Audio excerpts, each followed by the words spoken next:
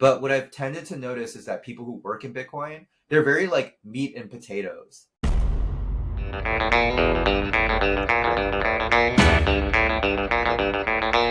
Welcome to Beyond the Beat, a podcast by Chain Story, the agency to elevate your status in crypto.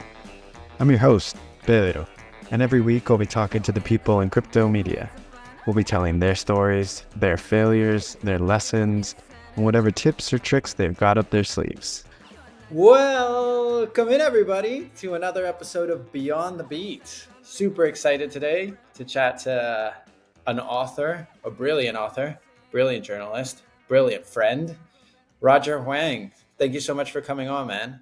Yeah, appreciate it, man. Pedro, it's been brewing for a while, so just love to be on here. Yeah, man. This is like round 3 because the first couple rounds didn't go as expected for those of us listening. Not everybody's, the audience probably thinks that this is a super professional and seamlessly produced podcast, but there are issues behind the scenes, mind you.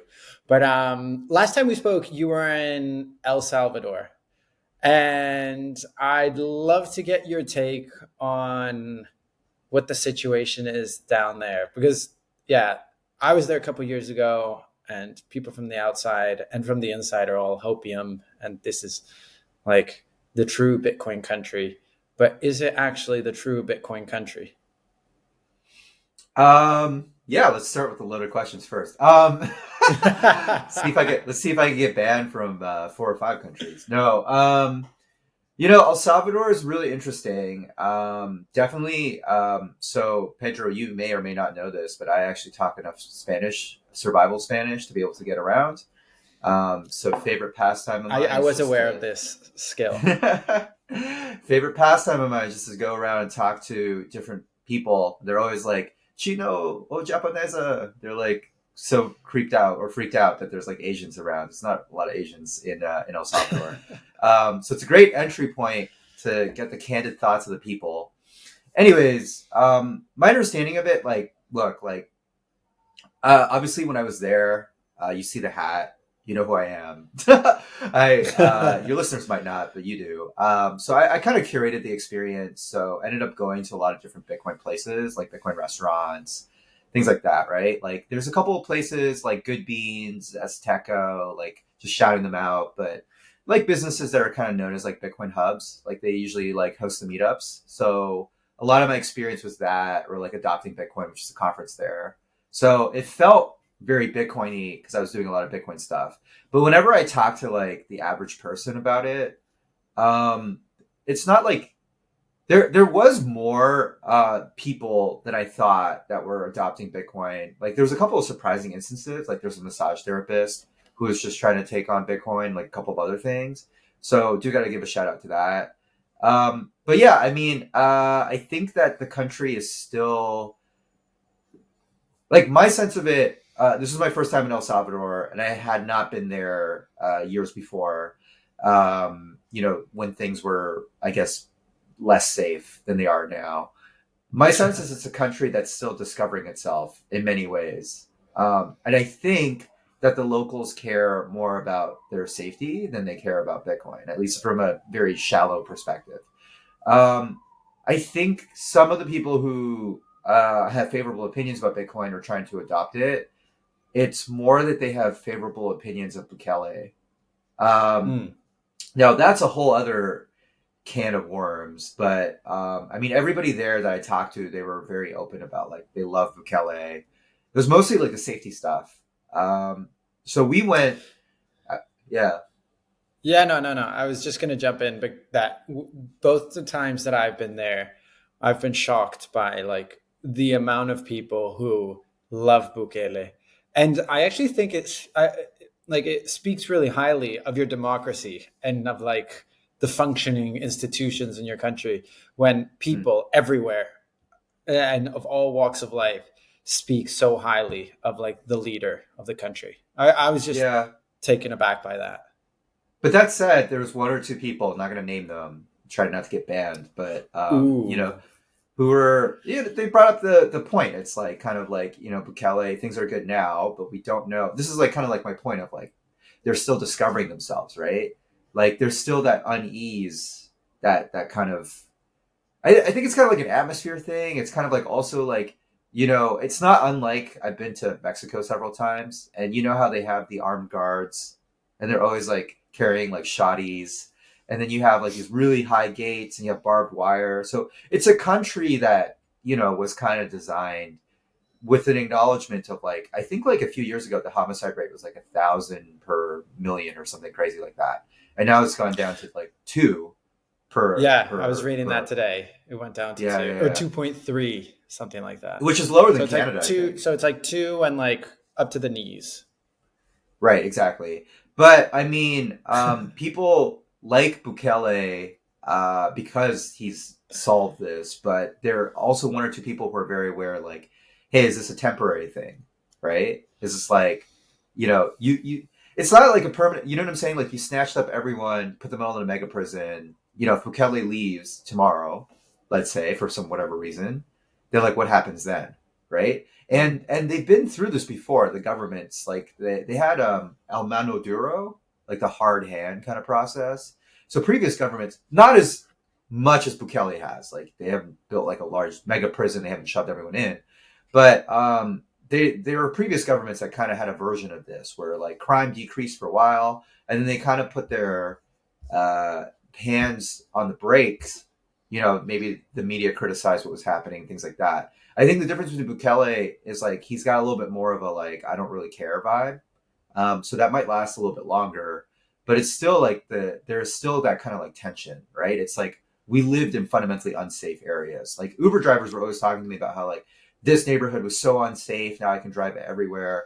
We were in Ilopango, which was kind of like one of the most dangerous neighborhoods previously. Like you could have been killed for going there, kind of thing. And now it's like totally safe, and you could have groups of Bitcoiners running around or like whatever with their swag.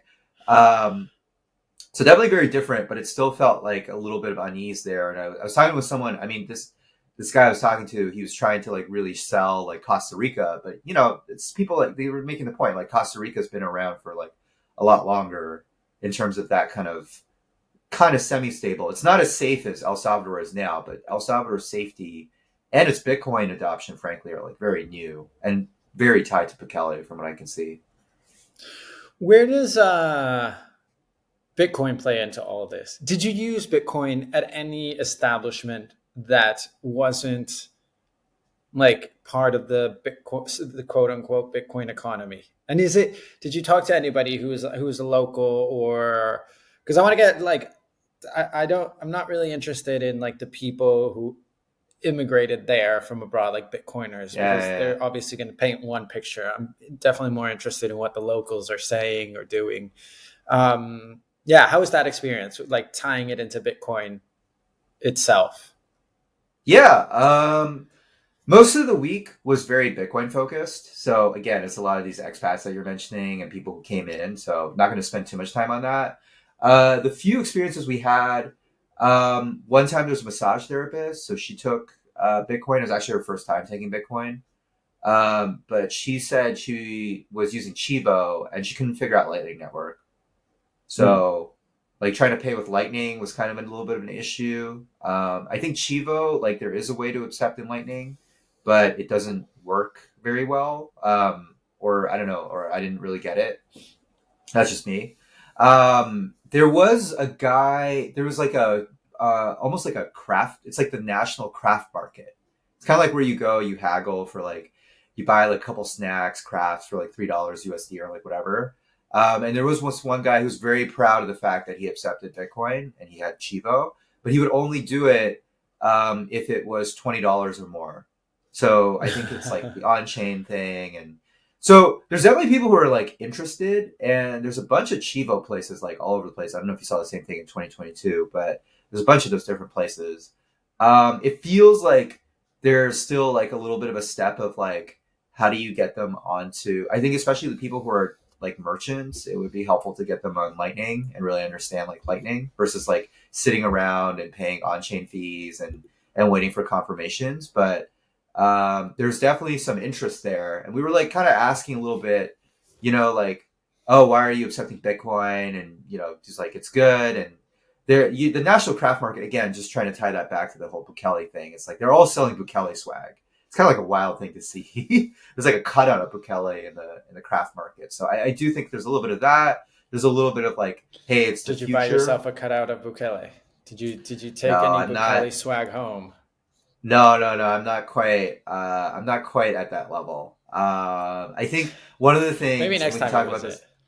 Well, I mean, I brought the point in my book actually that Bukele tweets in English very favorable Bitcoin things, but he tweets in Spanish about how much he loves China, which is just an anecdotal observation of Bizarre. mine, right? Well, it's not But it's a good bizarre. observation. I think it's kind of smart of him actually, but these are the kind of things my mind goes off, and I just, me, I'm kind of one of those. I guess your viewers don't know me, but like just any politician, I can't be caught dead with any swag from anyone. It can't be. Should we? Done. But, yeah. Yeah, no. Should we dive into who you are? Because I'm sure that not. Okay. There's a few of my audience that I'm hoping knows who you are. I'm sure a few of them. My dad is a listener, and he's got your book, at home on the bedstand. So you've got one reader there, at least. Granted.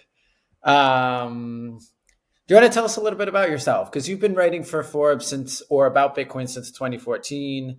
We're going to get into your book, Would Mao Hold Bitcoin, that everybody can see in the far left corner. I'm never too sure which way people are looking. So yeah, I'm just going to say far left corner. Yeah. Do you want to give us like a little rundown of what your life has been, both inside the sort of media, journalistic, written word journey that you've had? Yeah, it's been an interesting one. To the very many of your listeners who probably don't know who I am, just start from the very beginning. I always was like kind of more of a contributor. So I've never been a staff writer, which is something I always point out. As a contributor, I've been writing about Bitcoin for a lot of different outlets since 2014. I started with TechCrunch and VentureBeat. I actually wrote in TechCrunch about this altcoin that my friends started called Potcoin. It's a pretty wild story. Potcoin. Yeah, they ended up sponsoring Dennis Rodman to go to North Korea and like all this other stuff. No way. Yeah. He was like wearing the T-shirt. But so I use writing as a way to like try to understand what was going on in the process. And then somewhere down the line with Forbes, at least, I think it was in 2018 or 2019, I was just pitching a couple of articles. They just asked me like, hey, we don't work in this way, but do you want to be a contributor? So I was one of like the early contributors in the Forbes roster, I think in 2018, 2019. Right. So you're the one who paved the way for the contributor basis. You're like you're like the modern man freelancer, except contributing his way forward. Yeah, I mean, they definitely had the contributor model before I joined, but I'm definitely one of the like OGs. Like for those who don't know, also I think Pedro and I we've both been members of the ACJR. And actually, the co-founder of ACJR used to be my editor, Michael Del Castillo. So shout out to Michael. He's at Fortune now these days, but he was kind of like the original OG harnessing all the Forbes contributors. Now it's Lee. Lovely. I think Lee is also, and also shout out to Lee, is also one of the ACJR founders of the ACJR, I think. Yeah. I think they're all part of that crew. So the fun thing is like I've been writing for Forbes so long as a contributor, but they've never promoted me to senior contributor. But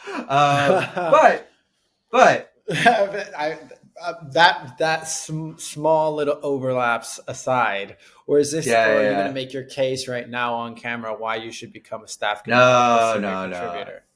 No. But just to point out like kind of my role with the Forbes ecosystem. And yeah, I've been writing a lot. It's actually, it's been funny. It's almost having like a diary online, and you can kind of track, although I suppose in this case it's reporting, but like you can track kind of like, because the way Forbes works is like a little bit, it's a little op-edy, but like they like to keep it newsy, right? But at the same time, like they don't mind the contributors adding some of their personal views. Because the point is that like Right. the contributors, unlike staff writers, they're kind of more like subject matter experts, right? And the other thing is like the editors don't assign me to write things. On very few stories I've collaborated with the Forbes staff writers. And in those cases, those are like kind of more like a traditional staff writing gig. It's like you're assigned to cover story. But otherwise, Forbes has been completely just like, hey, like write about whatever you want. And so early on in 2018, 2019, I think I wrote a lot about like kind of the human rights implications. I did some coverage of the Hong Kong protests. I've done some kind of like broader writing than just Bitcoin. It's kind of like freedom tech in general. They don't love it when I do this, but I've written about, for example, like internet censorship in Bangladesh. I've written about like end-to-end encryption, kind of the threats of it. Wait, who doesn't love this? Like your editors or Forbes? I think Forbes Or the would readers? rather. Well, I think it's like their editorial policy is they've gotten more. Back when I started, it was much more of a free wheelhouse, and you could really write about like pretty much anything. So I wrote a lot. I was also contributing. I mean, I should also mention this. Like, I've also contributed as a writer in this way to like outlets about China, whether as a source or as a writer. So I've written for like the Hong Kong Free Press. I've written for like other different outlets that are more like, I guess, mainstream news or whatever. And not to say, well, Forbes is also, but like Forbes is more like I write for the digital asset section. It's like a more specific kind of part of Forbes, and they don't love it. They kind of it's gotten more and more structured as the years have gone on. They don't love it when we talk about other things, even though I would argue they're very adjacent. Like, for example, if you're writing about Bitcoin, then how can you not also write about encryption, right? Yeah, it makes no sense. Well, those are your It words, doesn't not make mine. any sense. But Yeah, no. Yeah, but there's a huge overlap. Like without encryption, Bitcoin would have never become right. Bitcoin or what it is. But they tolerate it. They tolerate it. I mean, I'm not making it like it's not like a huge thing. But what happens is like I have to like somehow hook Bitcoin into it. Do you know what I'm saying? In the past, you've written a lot about. Sorry. Go ahead. Yeah, no, go for it. No, because you've also written a lot about Nostr, or you're writing a lot about Nostr, and I feel like Nostr gets, unless you're like deep in the trenches of, and I said trenches because now that's like the overarching theme or meme that's going on, but because you're deep in the weeds of like the Bitcoin maxi community, and Bitcoin maxis are flooding Nostr, aren't they? Yeah. So You sound so excited when you say that. Well, Nostr at the beginning was already. We can do some more spicy takes, but the short of it is like, I read about Nostr quite often. I got onto the network like a year or 2 years ago or something like that. Actually, we should all hang out one day, which is like. One thing is one of my friends, Will, is the one who created Damus. And he's also based out of Vancouver. So he's actually interviewed for the book, but also like he was pitching Nostr like wildly at BitDevs, like way back in the day. He's like, yeah, we should like create this thing. And we were all like, we don't understand anything about what's going on, but sure. Vancouver BitDevs, shout out to Vancouver BitDevs, by the way. We've had some like really big speakers like before they like went super viral. So Damus and Nostr kind of went pretty viral, I think about like maybe 2 years ago or like a year ago. So it was kind of like this point where a bunch of people from China and Hong Kong were downloading it and all this other stuff. And then it got a little bit more viral recently with the Brazil stuff because Brazil took down X, and then a bunch of like people came home, like basically half of Bitcoin X for like a week and a half basically came to Nostr. Can I ask you to briefly explain in your own words what Nostr is? Because I feel like a lot of people, even though it should be more known, a lot of people don't know what it is. Yeah, no, that's happy to.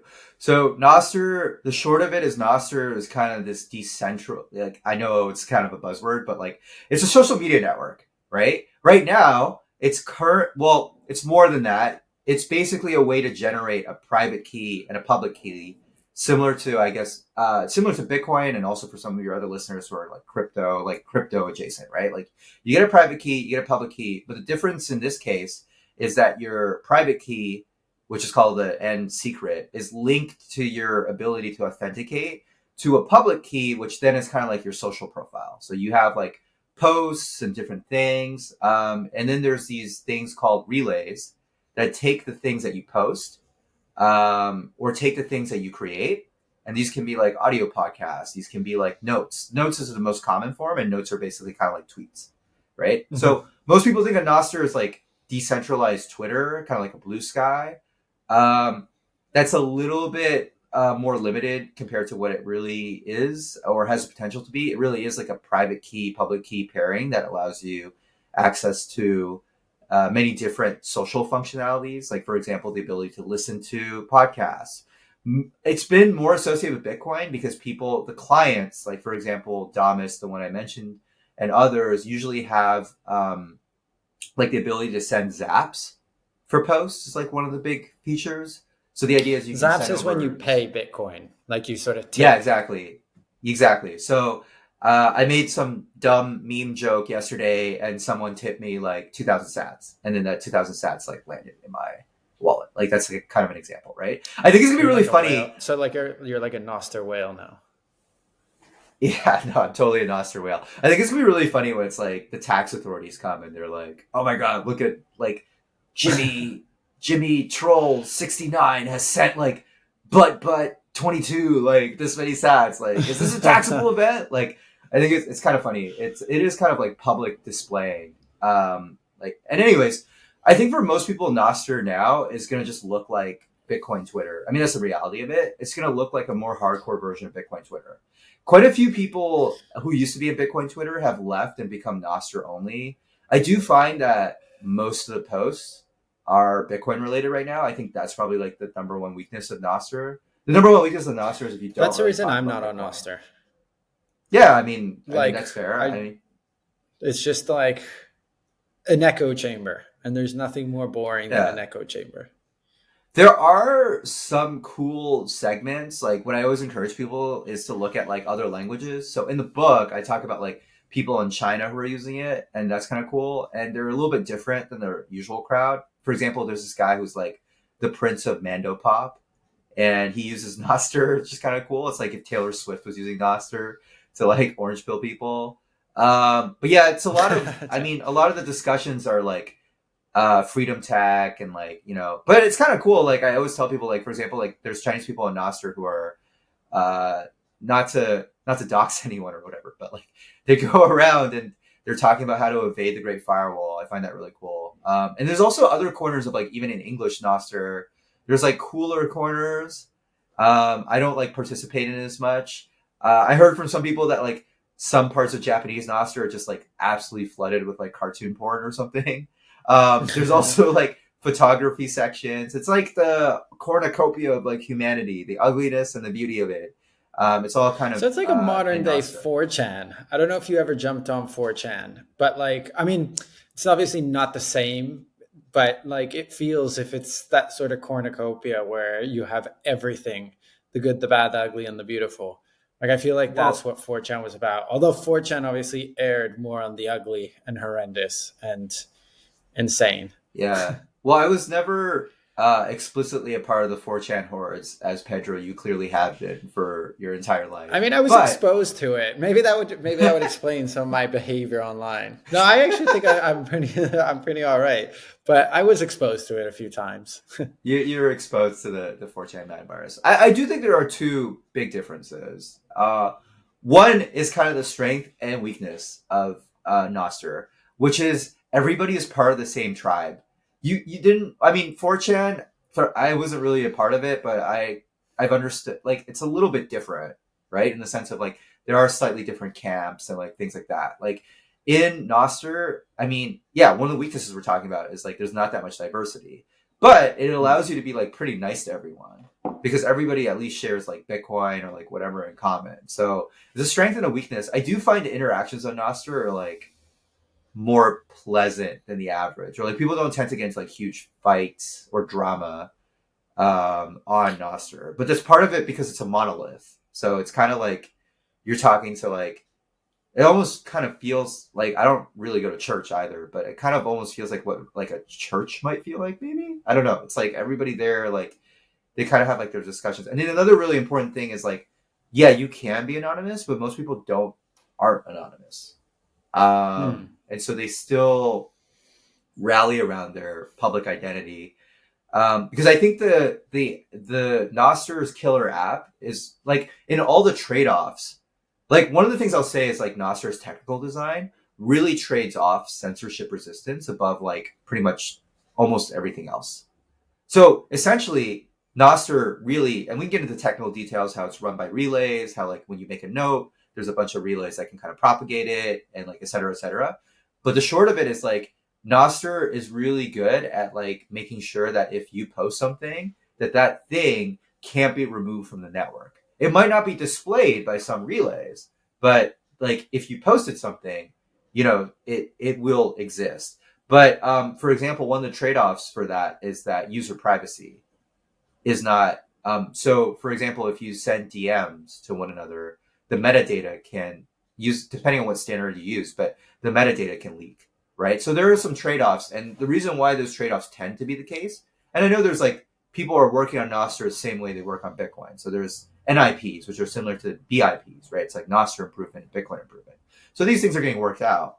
But Nostr kind of tends towards like, whatever you say, we're going to make sure it's always there. Like you can't really even delete your own notes that you've made once you've posted them, if that makes sense. Right? Why do you think more people haven't caught on to the idea of like even in crypto, it feels like Bitcoin and Nostr are like directly correlated. They're the same idea, just applied to different uses. One is money, the other is communications. And then like we're all addicted to social media. Like everybody listening to this, everybody who isn't listening to this, if there is anybody who isn't listening to this, everybody's addicted to social media. Like why? And we go around touting the ideas of decentralization. And like, I know that Farcaster, for example, was like wildly popular earlier this year. And then Nostr has become just like a play toy for Bitcoin maxis. And like, I'd be hard pressed to know how many of the people listening use it. Like on this podcast, for example, you listening, how have you tried Nostr? I tried it. I used it for a little bit and then I got bored of the conversation, but I still gave it a try because it felt deeply intertwined with like the mission and the conviction and the ethos and what I believe that Bitcoin is trying to solve and trying to do, which I think is tried on to a lesser degree in crypto, but it's still tried. But I'm intrigued because I'm hard pressed to know of a person who's in crypto who's also on Nostr. I should rephrase that. I haven't spoken to anybody like in crypto myself. I know that there is people in crypto that are on Nostr, but like I haven't had these conversations like on this podcast about media or journalism or other journalists or just people trying out different stuff. And I just find that bizarre, I think there's a few reasons for that. And again, painting this with a little bit of a broad stroke, because there's definitely people who will be exceptions to these rules I'm laying out. But one is that the UI UX of Nostr is not fantastic. So for example, like really simple thing, and shout out to all the devs who are working on this, but like if you log onto a client, like one of the client I use, for example, like doesn't give me notifications when someone follows me. So I have to like tell someone to like, basically like DM me, and then that doxes that they DM me. You know what I'm saying? So it's like, anytime someone, so the UI UX is still like a lot of clunkiness. I think that's the reason why Telegram is kind of like even though all the different communities kind of like variously either hate each other or whatever, or get into beef or whatever. I don't think you need to like lower your voice. I'm pretty sure that that's like Vox Populi. Yeah, Vox Populi. All right. We'll make it even louder. I'm pretty sure all these communities hate each other, but they use Telegram together. But they use Telegram not because Telegram's like very secure or cypherpunk and the guy got arrested and all this other stuff. They use it just because it's like really easy to use. Like the UI UX is like fantastic. So I think that's one thing. Smooth. It's like, yeah, it's smooth. And so I can't comment on like Farcaster or other things like that. But I definitely think that people, for lack of a better word, what I've noticed, again, this is a broad stroke stereotype, and there are a lot of like great Bitcoin designers. But what I've tended to notice is that people who work in Bitcoin, they're very like meat and potatoes. So they're like, there's a thing that will do this and do that. And then you look at the CSS and you're like, what is this? Like, you know what I'm saying? And I feel like people, maybe this is like me thinking back like in 2017 or 2018, but because of the way the community is kind of originated, I feel like ETH people tend to be more like UI UX oriented and stuff like that. So I think there is some of that. I think another thing is just the conversation, the tenor of the conversation. It tends to be, this I'll give Nostr credit for. It tends to be more cypherpunk. I actually think if you go through it all, you'll find, especially in other languages and other things, like it's pretty cypherpunk discussions. Like a lot of the finance bros that are like trying to farm Twitter engagement or X engagement, they're like not on Nostr because they can't figure out Nostr. They actually refuse to go on Nostr because they can't figure out, because the same things that they do on X don't really work on Nostr. Like for example, they don't understand the conversation.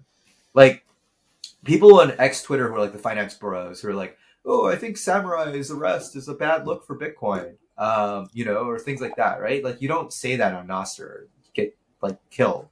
Not killed, but like verbally, you would get like verbally assaulted. Maimed. And then, yeah. And these people are just looking for engagement on like price signal, which doesn't actually trend as strongly on Nostr. One of the clients on Nostr is kind of Primal. And what I noticed with that is you can kind of see like in the last 24 hours, what are the most trending posts? It tends to be stuff from like Lynn Alden or other people, but the gist of it tends to be like, live self-sovereign, like self-custody, like ETFs are BS, like what is Sailor doing? It's like that part that migrated and over. then they jump on Twitter and they start giving out macro analysis and TA and all that sort of stuff. That would be quite funny, actually. If we maybe some of them probably do that dual. The duality. Some of them probably do that dual, but the more hardcore Nostr people that actually aren't even present on X or other communities. But one thing that's kind of interesting with that is that if you have people on Nostr who like genuinely like they will shed all other social media, so they're only present on Nostr itself. Like that's become kind of a little bit of a movement over the last few months, I would say. But the other thing that I find really interesting is that there is a crypto community that is pretty Nostr focused, but it's Monero. I see Monero people on there. Like are you gonna pull out your often. shotgun now and start firing away at Monero? I don't want to do anything. But there's almost like you're the one who brought them almost up, like man. I don't mind Monero. Modern man, where modern man goes. Well, like how there's like a political spectrum. Yeah. Like what's the name of that spectrum? I always forget. Because I don't know what it is, but it's like you've got like libertarian, authoritarian, and then it's the green on the left corner, whatever. It's the green, yellow, red, blue. Yeah, it's the Reddit one. Yeah. The thing is like you have people who are like Bitcoin, Ethereum leaners, and those people are probably using Telegram and they're using like maybe Farcaster or maybe even using Blue Sky. I have no idea, because like they have like a smooth user experience and like the conversations are about like I don't know, a product. I'm painting a really broad stereotype here. But it's like, oh, let's talk about like product, UI, UX. And then you have like, X, which is kind of like the middle ground. And then you have like Nostr, where it's like Monero and Bitcoin people. It's mostly Bitcoin people. There's some Monero people. But they're trying to, they're trying to be like really cypherpunk. They're like, free Ross, like, pardon Assange. Like, that's kind of like more my crew. But I think if you got past the initial layer of like all this Bitcoin talk, you'd actually kind of enjoy it. Yeah, if you like relished in some of the chaos as well. But there's a lot of Monero people, so it's a lot of the It's a lot of the Bitcoin. I'm always like, if you're like pansexual with your cryptocurrencies, like if you're like Bitcoin Monero leaners, if you're like buy in that way, it feels like Nostr is kind of like a better fit. And if you're like Bitcoin Ethereum, you're like, I really want cats and memes on Bitcoin. Like, why can't we just do what like ETH does on Bitcoin? You're probably like on Twitter because that's where the engagement is, right? Or you're probably on Telegram because that's where the Well, UI Twitter UX would then is. be under this analogy. Twitter would be like polyamory because you've got No, Twitter everything would there. be like Twitter is actually not ironically. Twitter is like how in the quadrant there's always like the barbecue guy in the middle. That's like Yeah, kind of yeah, Twitter. It's like kind of Twitter. It's like it's very moderate and like milk toast because you go on Nostr and you're like, oh, that's where shit's that's where going the down. that's where people are like, how do we like abolish the state, right? Not to say that that doesn't exist on X, but I want to ask you because this podcast is about the media, journalism, or it's about a bunch of stuff. But like, I want to hone in on what do you read crypto media at all? I I mean, you do. work at Forbes Digital Assets, so I suppose like it's tangential. Like you definitely have some interactions with it. I do read the big takes. I actually do try to keep on top of the other chains from like more of a technical or like y- perspective. Like for example, like trying to understand how Monero does like on-chain privacy, Mm. trying to figure out like what's going on with like ETH and like Aave, just like understanding what DeFi means. Like one thing I will say is I think for um especially like people who are like out of this, and I think specifically about Chinese people because of the book and just like my background and everything. I do think for some people they'll have to rebuild um, a lot of different parts of financial infrastructure because if you're exiting Chinese yuan and entering Tether and entering Bitcoin from China, you're pretty much like, I mean, depends on how much you're allocating, but like you're kind of like making a decision to be out of the Chinese financial system, right? And so it's like, well, how do you get loans? How do you get, whatever, like all these different things. And I think that there are like different projects in Bitcoin that are trying to solve for that without necessarily compromising, some of the core tenets. We can get into that a little bit more. But the short of it is like I follow like the major developments of what's going on and like the implications from like a research perspective. So I do follow that. I follow a few writers in the space. One person I follow Laura Shin every once in a while. Yeah, I think Oh she. yeah, first she was the Yeah. first guest on this podcast. Shout out! I'm sure she's one of my most fervent supporters and listeners. Well, So shout out to shout out, that. Laura. Yeah, just see that. There's this guy in China called Wu Blockchain, and as a function of like getting some more Colin updates, Wu. Yeah, Colin he's Wu, yeah, yeah, yeah. So Colin. I mean, obviously Colin's like a multi-coiner, and I'm not. And every once in a while, his newsletter sends me like the magic DAO is like, and I'm just like, I don't really care. But no, he has like really good analysis on like what's going on, and I mean, the I reality is like that him. like in that part of the world, they do really good journalism. I mean, shout out. Mm. I do think like Colin's gotten some really really good scoops.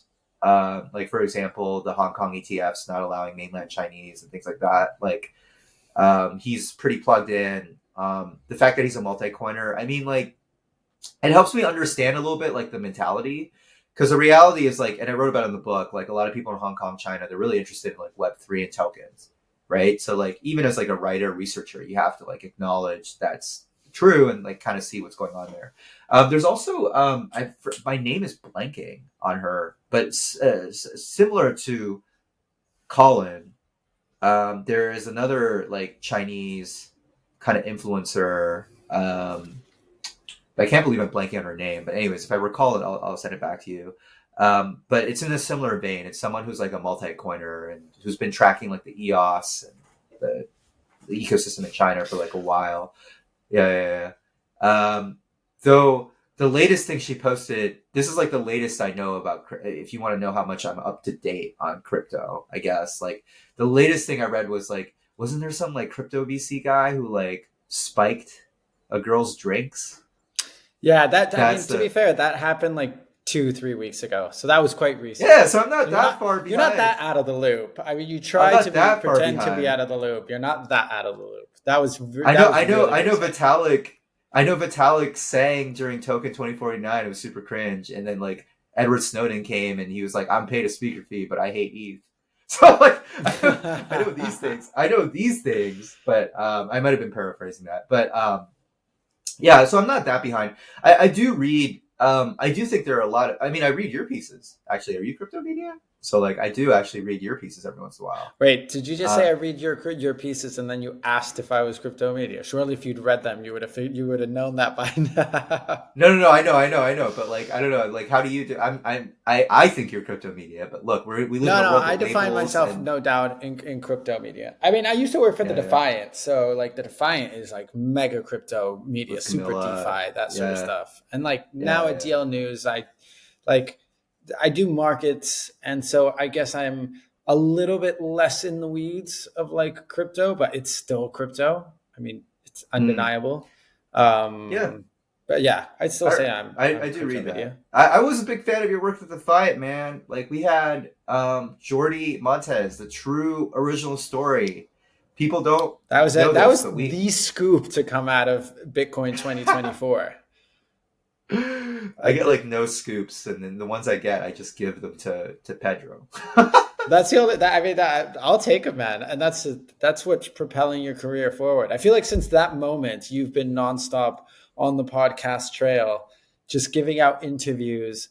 I indirectly was your somersault into stardom. So I'm not going to say anything further than that. But speaking of stardom, tell us about your book. Let's. I want to dive into that because it's been winking at us the whole time from the corner. Yeah, let me drag it out here. Yes.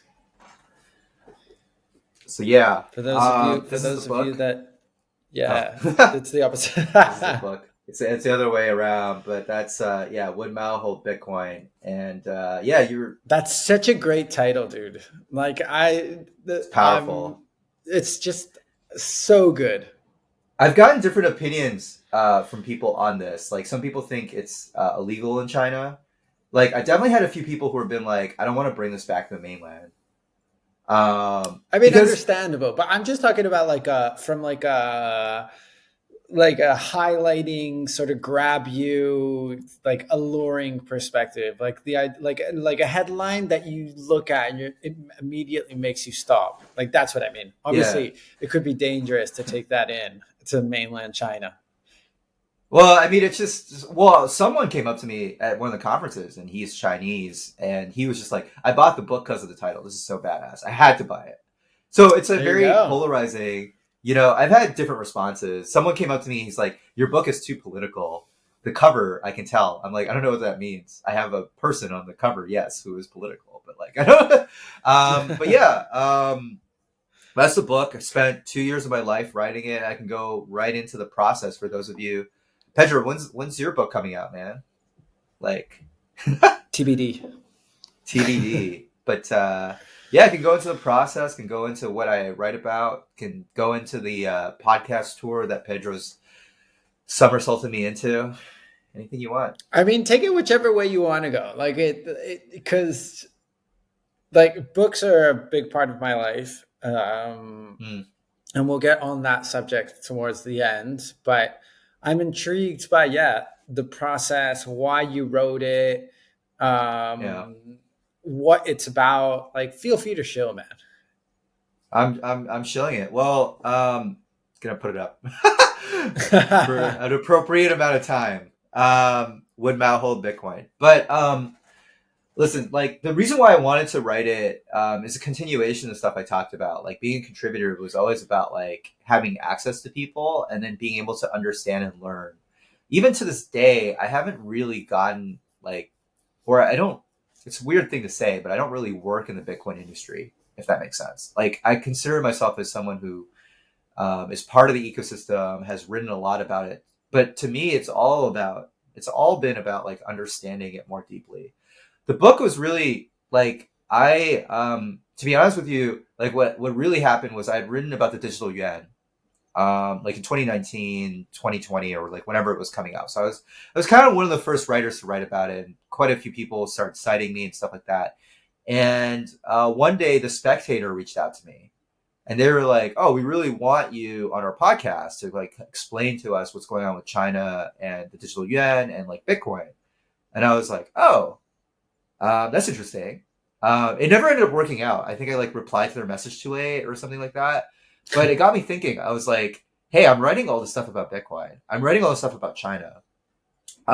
Before 2021, I'd actually hosted this really large clubhouse room, which was the largest English language clubhouse room about China. We interviewed it was pretty badass. We interviewed like Melissa Chan.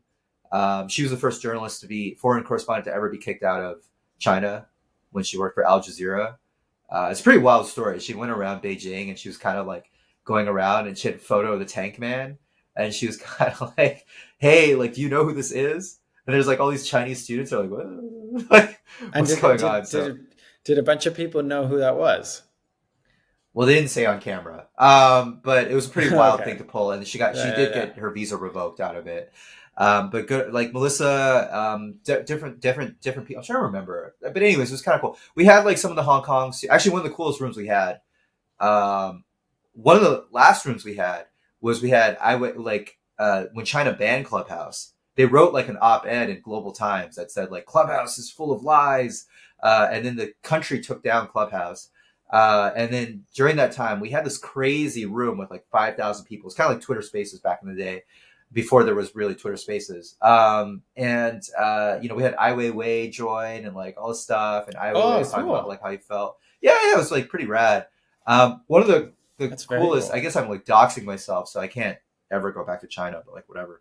Can't go back to El Salvador. Can't go back to China. Do you mean because of the reach of this podcast, or because of the immense reach of there's always one person. I'm not so the other side of my Twitter. So my Twitter is totally filled with Bitcoin and China people. And the thing that's going on the China side is all the Chinese people are getting super offended because there's this one girl who showed up at an AI event, and there's this like white guy who was like, "What is up with all these Chinese spies like entering like our room?" And then all the Chinese people are like, so he's entering like Chinese Twitter, and he's well, it's like the China watchers, right? And they're all like, "This is BS." I mean, I do think it's a little wild to be like, "Hey, like, there's this like woman who's kind of attractive, and I think she's a spy coming to like AI events." That is kind of like a wild thing. But so the whole like spy thing is like occupying like half of my Twitter. I don't know why I just made that point, but I think it's because, well, there always is. I don't want to be that guy who's like, "You're a spy." But there's always like someone who listens to my talks and then like does not talk to me and then leaves right after. I find. So never, if I'm on that upper echelon one day, Pedro, one of these days they're going to be sending me. What do you mean one of these days? You're already on the upper echelon. You're already well. Anyways, for those of you that are listening that aren't inside like the Bitcoin Twitter sphere, Roger is on all the major podcasts. He's on all the major conversations. He's got Roger Huang News, which is a dedicated media outlet to document. Dedicated media outlet that just follows me. Movements. Yeah, documenting his every move and his every word. Yeah, man. Big man. But I will tell you an update, which is Roger Huang News deleted all the posts except for the last post between me and you. The one where I was like, yeah. So if you look, they're trying to clean it up. Whoever they are, this dedicated news outlet. Anyways, what was the point of all this? The point of all this is that the book process, I was going through it, and then I was like, hey, well, I'm already writing all this stuff. Again, China, Bitcoin, I'm writing all this stuff in the Union. Why don't I just put together a book and try to interview the OGs? And I really tried hard to like interview like the OGs. I think that was the hardest part of the book process for me, is like, because it was not a book that people wanted to be interviewed for, if that makes sense. Like, it had to be dealt with in a pretty sensitive way, which I hope, the book strikes balance on that. So I definitely had people decline interviews for the book. because like for a lot of the people that I wanted to talk to, quite frankly, they're kind of like, well, they're looking at it from a cost benefit perspective. They're like, the benefit is like, this is a press release for my company or something like that, right? But the cost is like, do I want to be associated with? So I always get like pre-vetted by like the PR people, and they pre-vet me really hard, actually. They usually like get on a call with me and they're like, what are you, it's kind of like I obviously can't reveal exactly what I asked them, but they always get on a call and they're kind of like trying to feel me out. And then it's 50-50 whether or not they agree to an interview or not. So that was definitely like a harder part of the process, was like trying to talk to the OGs, and really and I had never really done interviews in Mandarin either, which is also another thing. So I grew up in Canada. So my English is my professional language. I mean, I use Mandarin with like my family, with like friends, and like with everything else. And so that was kind of also an experience as well, to really do like research in Mandarin, and to really try to like have conversations with different people in Mandarin. That was also like a little bit difficult as well. It was just like a pretty difficult research process, honestly. And I feel like the one regret I have with the book is I feel like with like an additional year of research, I could have really, I mean, I'm kind of doing it article by article more than that. But I still find myself, even after having written this book, which my editor helpfully said was the most comprehensive resource possible on Bitcoin in China. But I find myself still digging down into these mysteries. And you're talking about these like really large companies like Bitmain, MicroBT, and like other different things, right? I always felt like I was just like one step away from like really getting the insights there, right? And there's still, I feel like, a lot of questions that I'm working with like sources to like slowly come out with it article by article, but it would have been nice to have had for the book, if that makes sense. So that was the one thing I regret. But I do really think that the book has a really clear thesis and is really well researched and thoroughly well researched, aside from what I just said. Now is the moment that you put it in front of screen again. You put it in front of the screen. Is this the show moment? Obviously, for the people that are listening that might have picked up, Roger's beat is, in this case, is China, the intersection of China and Bitcoin, and he dives into some seriously interesting detail into that whole ecosystem. Because, like you say in the book, like a lot of people don't know this, but China was like primed for Bitcoin, and there's a lot of companies. Yeah. And a lot of original Bitcoin OGs, like miners, that came out of China. So it was a huge ecosystem, like early on, that people just completely overlook. And people just think of China as like, they banned it, like that's, or there used to be a bunch of miners there and then they banned it and then that was it. But there was like a massive community and a massive like escaping of capital controls and escaping of inflation and escaping of like this massive like authoritarian regime. So I feel it's a really interesting read, and it gives you a lot of perspective on like one of the most, well, not only one of the most important countries in the world, but also like how it relates to Bitcoin, especially in those early days. Good stuff. What was the hardest, or what was the hardest and what was the most satisfactory part of like the whole writing process, aside from publishing it and like seeing it, holding it in your hands? Did you get all emotional when you saw it for the first time? Like I didn't even know until like, I mean, shout out to Bitcoin Mag, but like I didn't even know the book was out until one of my friends like tweeted. They've been really good to me in terms of like giving me author copies and stuff like that, but definitely like I had no idea when the book was released. Like they gave me a release date, but then I never had like an update or anything. And then my friend like tweeted a photo of like, I have the book, and I'm like, oh, the book is out.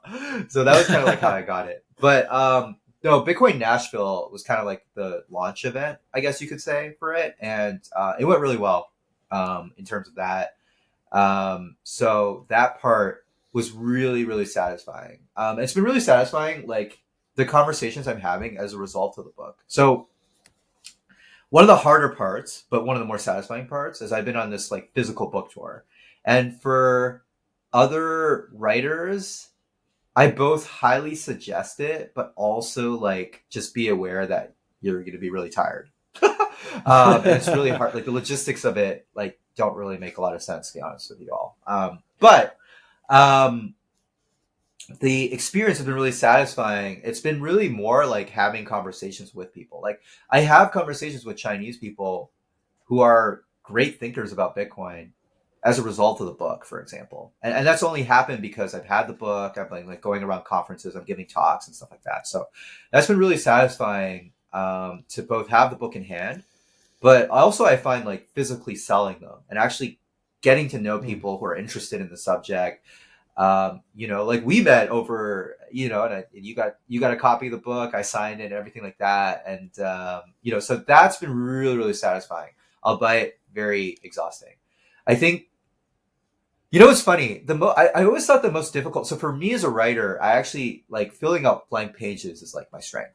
I can go from like blank page to, kind of a garbage draft, but like something in the span of like an hour or 2 hours. I think that's actually like kind of like my competitive advantage. Yeah, like that. I've heard from other writers and other people, they're like, I don't know what to do. Like they have a lot of writer's block. They're like really hesitant. Yeah. They spend a lot of time thinking like, how do I write this? How do I structure this? I'm just like, boom, like a first draft comes out of me really, really quick.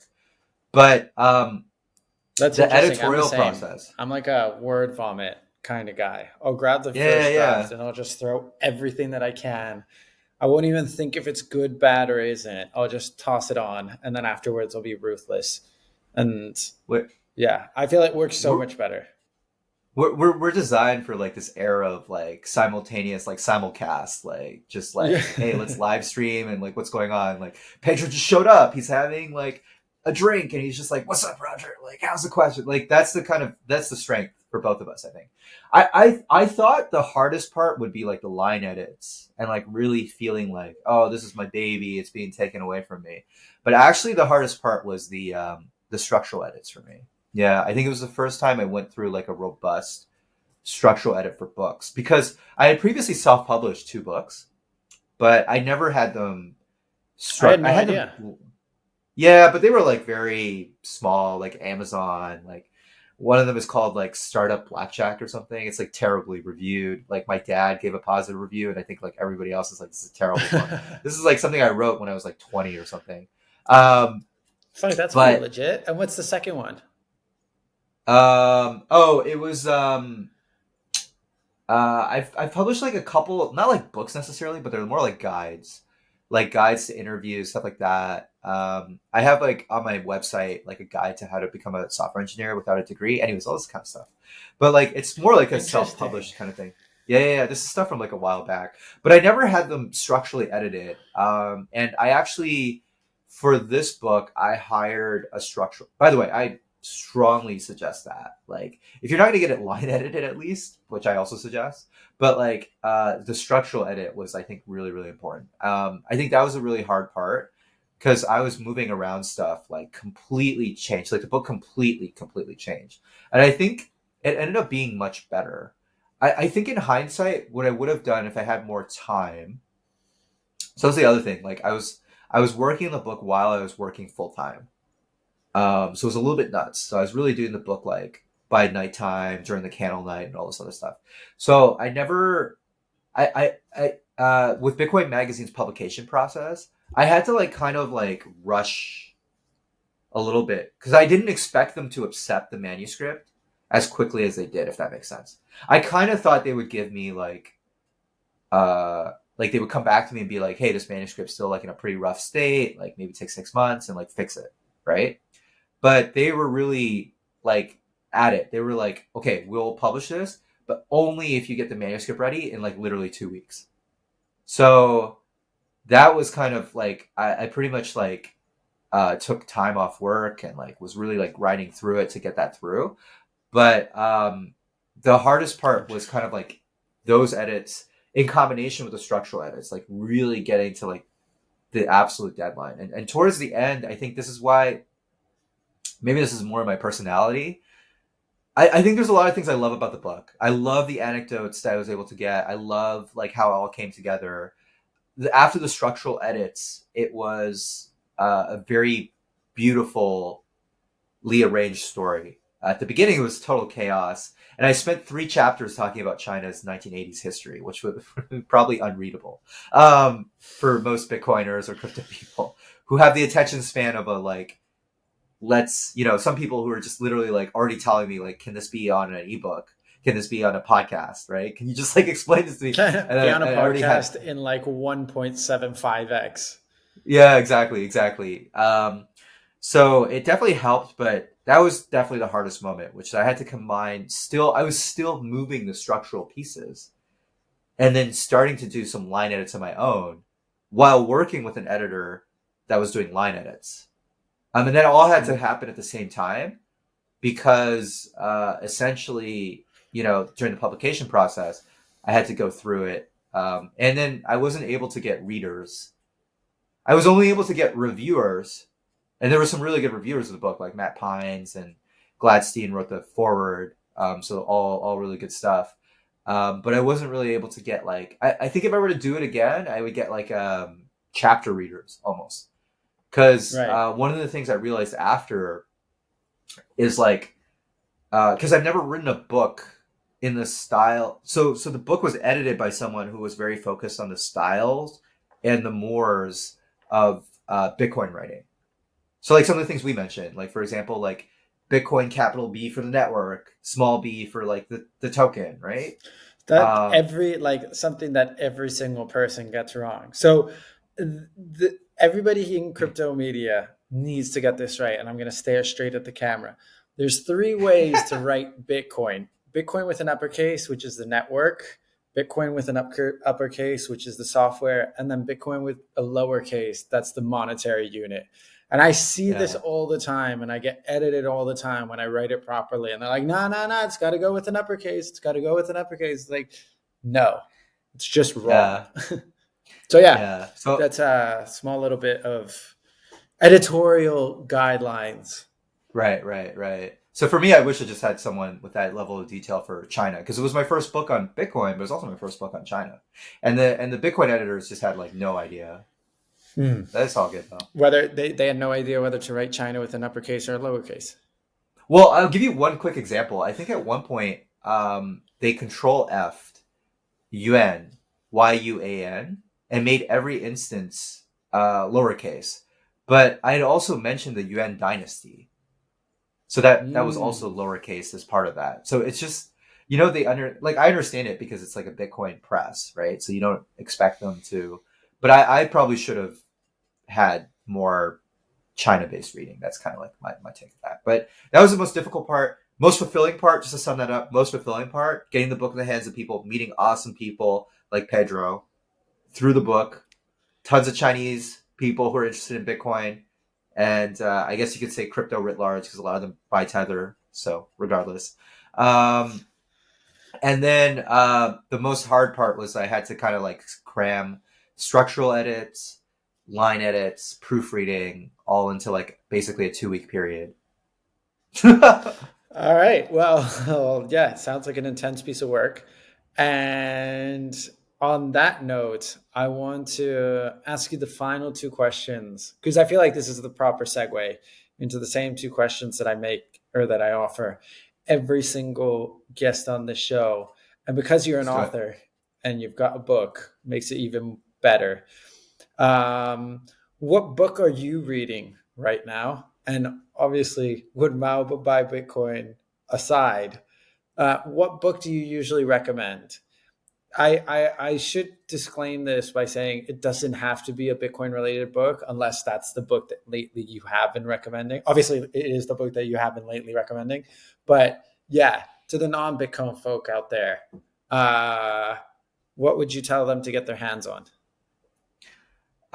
Yeah. Well, wow, Pedro, you caught me at a very vulnerable moment because I've been traveling so much. I usually have a book that I'm carrying with me at all times. But lately, Well, technically, you I are tend carrying to. a book at all times. Well, I got but okay. Let's break this down. Let's break this down. So suggestions is much easier because typically, for China stuff, I always recommend China in 10 Words by Yu Hua. I think it's like a beautiful book about just understanding China a little bit more deeply. Written by someone who's actually was more literary. He usually writes fiction books, kind of like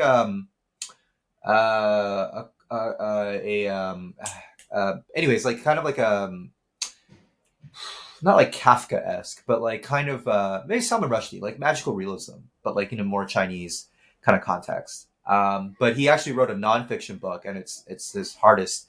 It's the book that slaps. It's banned in mainland. All of his other books are allowed in the mainland, but this one is not.